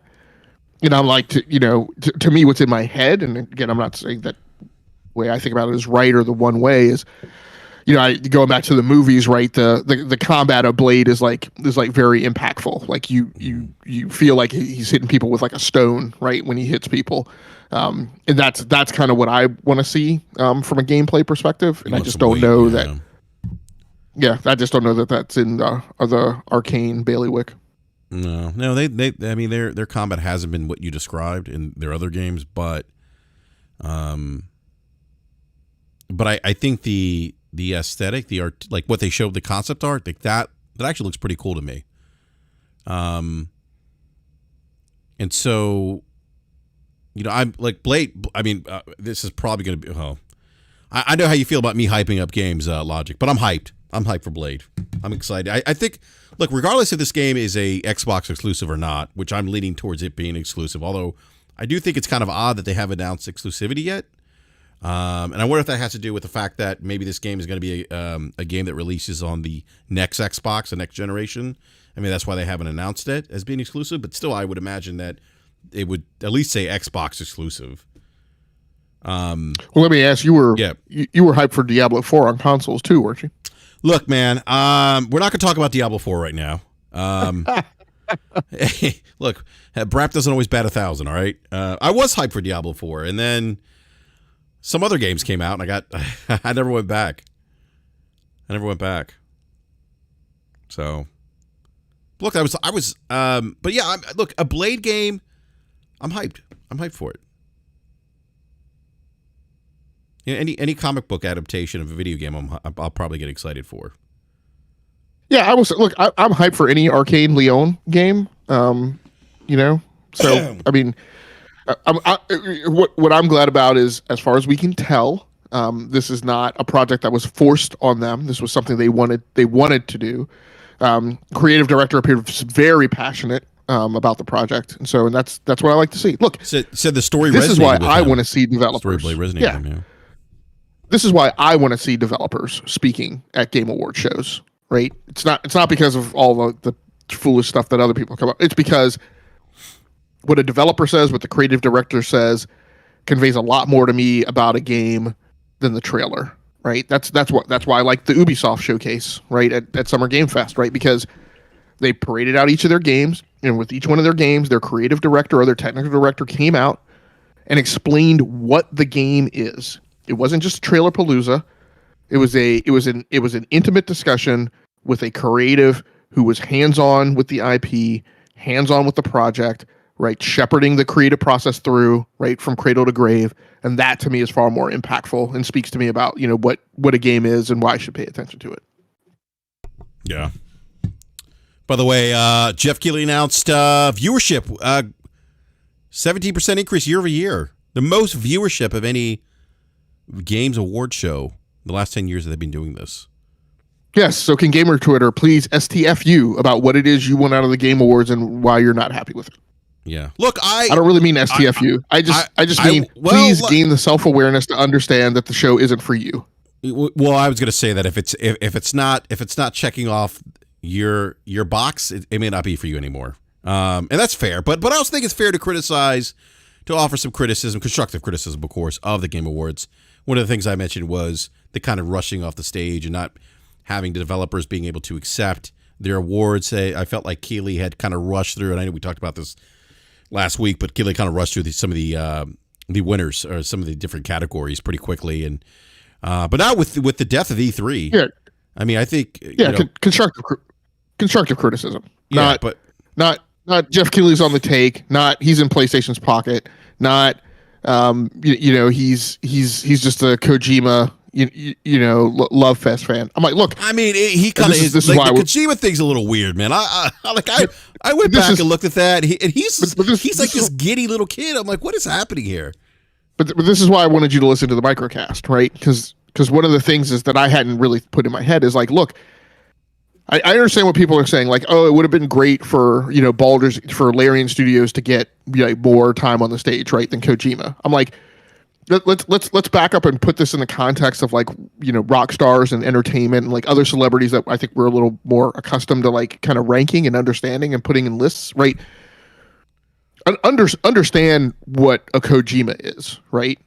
Right, in the ranking, right, of icons in the gaming industry, right? And understand that you fly the guy there, you get him there. You're not going to put him on stage for a small amount of time, right? He's made the investment, you know, whether you like Kojima games or not, whether or not you feel he should be shown that deference or not, right? But again, this is an Al Pacino, a Jack Nicholson, a Harrison Ford, right? Equivalent of the gaming industry, and you're not going to bring that person out there, right, and have them around, right, for a short time, right? You're gonna give them their due, let them be their thing, right? And if that means, you know, somebody else's time, right, has less time, then that's just what it means, I think. Not saying that's right, just saying that's the way it is. Yeah. And there's other award shows out there too. That's why I want to bring that up again. I mean, I know I've mentioned it before, but there are other award shows. There's DICE, the GDC Awards, the Golden Joysticks. There are other options out there. You know, the BAFTAs. I look, and the BAFTAs. I mean, I think like the reality is that the award show is really just a glorified commercial for game announcements. It's, in my opinion, is kind of replaced E3 in terms of announcements. Well, and again, it's for, and you may not want to admit it, but again, look at the numbers. It's for the mainstream. And again, like I keep saying, mainstream gamers, I guarantee, mainstream gamers looked at the head of Larian Studios sitting there in his paladin armor, and were like, "Who the fuck is that? Yeah, why is he wearing armor on stage?" I knew who he was. Do you think the mainstream gamer understands who that guy was? Absolutely not. Hey, I want to absolutely not. Hey, I want to put more money in the pockets of Main Street Americans. Hey, consumer spending goes up, right, when confidence is high. Yeah. No, that's a great point. I mean, like you don't hit that 100 million threshold that he's hit, and see the kind of growth that he's experienced in the Game Awards show without cracking into some of that mainstream audience. Yeah, and I mean, like like the guys on from GameIndustry.biz said, like if you want people, if that's what you want for people and that's what you want, then pay attention to the other game shows. I mean, we have some gaming content creators running around, like, you know, flogging a lot of Sturm and Drang and wailing and gnashing of teeth, who literally don't even know that these other award shows exist. And in my opinion, their journalistic failure is they fail to even inform their listing audience that they exist, right? So that's one, pay attention and understand that they exist. But then two, promote them, right? Let people know that they're happening. Let people know where they are. Let people know what the results were. Right? Yeah. You know, I'll definitely be discussing GDC and DICE in 2024. Yeah. People were weaponizing the results of the Golden Joystick. They don't even understand that Golden Joystick is like the longest running, you know, award show present right now at something like 42 years. And it's voted on by the fans. Yep. Ryan says, here's my criticism. I'd like less Muppets next year. That's funny. I don't disagree with that. Look, and this is why I like, there are aspects of the TGAs that I don't like, but I get it, right? I don't like in general this hyper concern about things associated with games that aren't games. Like I don't care about the Last of Us series on HBO. You know, I don't care about the movies that are being made. You know, I mean, I'm aware of them, but they just sit alongside the MCU movies or other stuff. Like I don't need 5 minutes of my award show taken up by that stuff. Yeah. By the way, GameIndustry.biz, speaking of GameIndustry.biz, Xbox Game Pass comes to MetaQuest. I can't even talk. The Xbox Cloud Gaming Beta app is available on MetaQuest 2, 3, and Pro headsets. I'm going to have to download this on my Quest 2. So according to GameIndustry.biz, the app is available to download via the MetaQuest store. It can be assessed on, again, the Quest 2, 3, and Pro headsets. Supported controllers include Xbox, PlayStation 4, and Nintendo Switch Pro, with support for PlayStation 5 controllers planned for the future. Well, that's actually cool. They're going to have PlayStation 5 controllers supported. Games available to play include Starfield, Forza Motorsport, displayed on a 2D virtual screen, which can be viewed through different display sizes. Microsoft launched the Xbox Cloud Gaming Beta app in 2021. Okay, we already know all that. So there we go. So Xbox Cloud Gaming Beta app is now on Quest 2. That's interesting. I'm going to have to check that out. Hey, it's amazingly, I feel like I felt as a Windows Phone fan when they told me Microsoft Office updates were coming to iOS and Android. Oh, man. Here we go. Don't. Logic, you're going to get people It increased upset. my faith. You're going to get people upset. What are you talking about? They're making a console next generation. It increased my confidence that Microsoft was going to stick with Windows Phone when I saw them spending all this effort putting their software other places. Well, I mean, look, the writing's on the wall. I keep saying this to people. Their behavior is analogous to a third-party publisher. People, I don't we should also like, report from our friend Matt Piscatella, friend of the show, Matt Piscatella. Unit sales of Series X grew in November 2023 compared to the yearly average. This growth was offset by a decline in the Series S units. Almost all PS5 sales in the U.S. in November were the disc models. And so amongst the three big platforms, there was also a big drop-off year over year in hardware, 20% or so, I think for all consoles, for all three vendors, I think. Yeah, they did say that, yeah. And he also noted that the 300%, or was it, or 108, I forget what the growth was in Europe. It was like 186% maybe year over year for PlayStation 5. He attributed that to the shortages and supply last year for PlayStation 5 in Europe. And he said that the PlayStation 5 was more readily available in the U.S., which is why you saw like that 25% increase year over year for PlayStation 5, whatever it was. I don't remember the exact number, but yeah. And just to get my concern trolling in about PlayStation. Look, like I said, all this sturm and drang, wailing and gnashing of teeth about Naughty Dog, right? The factions is a nothing burger. What I do think is important and people should look at what's going on up in the C-suite. So earlier in the year, Totoki was announced as taking over from Yoshida, with Yoshida retiring and going to become the board president, right? So the normal, not unusual fleet up that you typically see from CEO. CEO leaves, vacates the CEO position, and fleets up and becomes the president of the board. Totoki was going to take over from him as the CEO and retain his duties as CFO.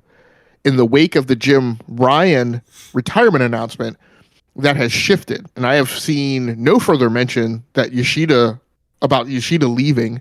And it seems like they've pivoted and he's going to stay in the CEO position for a little longer. I think it's very hard to follow, I will admit. So I could have it wrong.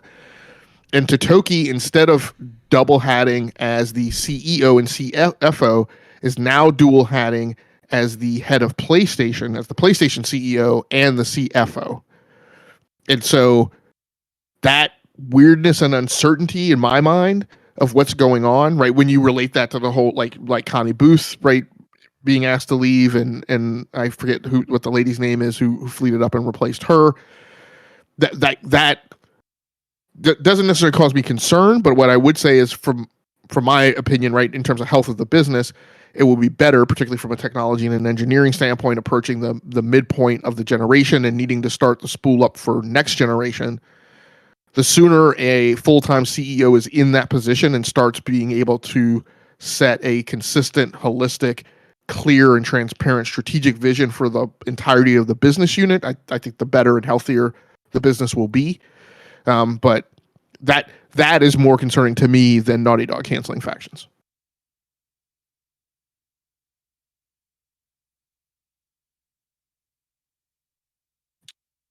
Yeah, Josh, my point is that the person who is acting as the PlayStation CEO right now is the Sony parent company CFO. That's my point of where that whole swirl mixes.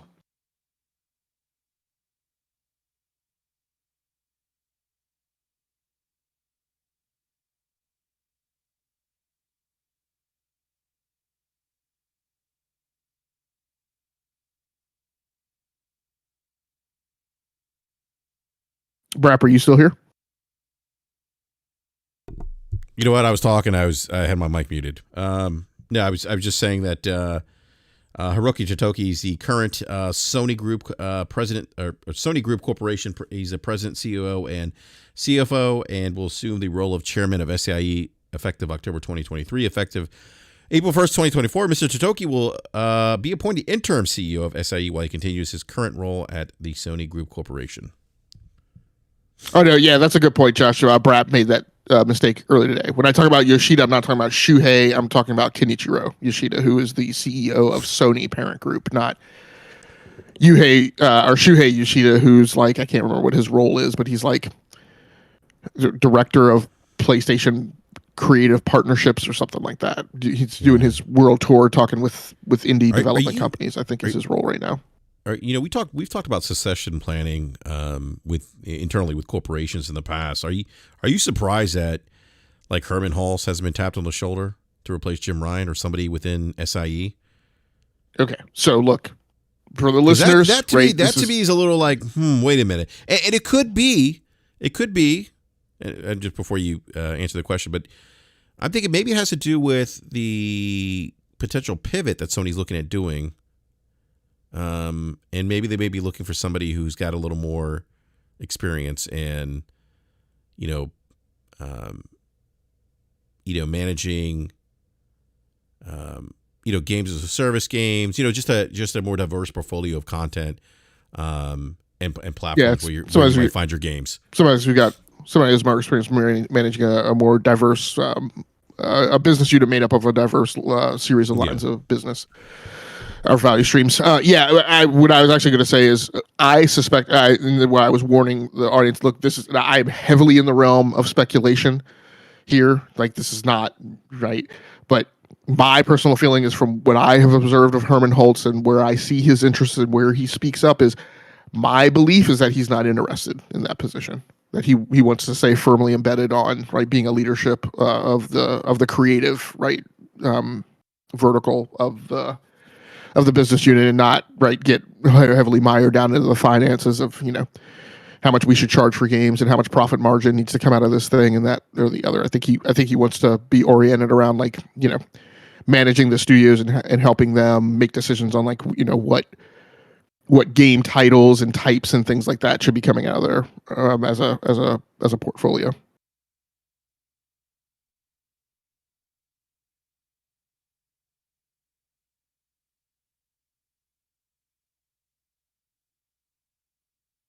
BRAP, I think you're talking on mute again. Yeah, but I'm muted again. I just want to say I wanted to wrap up the show. It's at 7:00, and I do need to get going. But want to thank everyone in the live chat for hanging out with us for this impromptu BRAP rant. Really appreciate the support as always. Do me a favor, hit the like button, helps the channel out. And if you're new, consider subscribing and hitting the bell notification so you're alerted when we go live. If you're interested, go check out Crossfire on Mooch's channel. I will not be on Crossfire. I've got some other things I need to attend to this evening. Or I may jump in. You never know. But Logic, thank you again for your time. Really appreciate it. If you want to be found, let everyone know where they can find you. Yeah, probably for now, you can catch me on live streams over on the Rounding Off Infinity Gaming channel on YouTube. I'm normally a co-host on the Enough to Keep Going Weekly Games podcast on the E2KG Network podcasting on YouTube, but we are on hiatus. If you want, you can go catch our wrap-up end of the year show where we do our Gaming Superlative Awards, where all 5 co-hosts make picks for 14 categories, designating our honorees in various gaming achievements throughout the year for their gaming titles, some of their gaming leadership, and just kind of news events in the news cycle. We want to answer one last question. Hero Down Under: do you think PlayStation will recruit from outside Sony? Yeah, that's a theory that I voiced to BRAP a few weeks ago. That given the complexity of kind of where the PlayStation business is going and how the business environment in games is becoming more complex and how it's being more tightly coupled to things like their television work and their movies and things like that, that my belief is that they're going to recruit somebody from outside and they're not looking to fleet anybody up. And that's why maybe Connie Booth was asked to leave, and the person who was fleeted up to replace Connie, but not asked to take on CEO responsibilities. I think they're looking for a different talent set than they currently have organically within the organization. Yeah, someone said bring in Peter Moore. Hey, how about Charles Zelnick? Would you? How would you feel? Well, if you they know, hired him? dude, you know that's my vote. Yeah. I actually, I mean, while I think that would be great for Sony, me personally, I've also said that I think the people who need it more are Xbox. I think Phil Spencer is within 5 years or so of retiring, and that. I mean, we talked about this whole thing, right? My pitch would be bring in Strauss, who's really an independent company, right? He and his partner, who's really his protege. Bring him in, help him groom, right, the person who's going to be the CEO, heir apparent afterwards. So only bring in Strauss for a very limited amount of time. Let him tutor, right, the person who's going to fleet up for a year, maybe two underneath him, and then have Strauss back out and have that person who Strauss has trained take on the CEO reins of the Xbox division. And break Xbox away as a separate subsidiary from Microsoft. That won't happen, but unless the shareholders ask for it to happen and they vote for it. But all right, Logic. Thank you again. Appreciate it as always. And yeah, go over to Mooch's channel. He's live right now. Catch Crossfire. I may or may not be. I probably won't be on, but you never know. I may pop in towards the latter part of the show. But thank you, everyone. Have a great weekend. By the way, enjoy playing video games because that's what it's all about. It's all about having fun. We'll catch you next time. Thank you.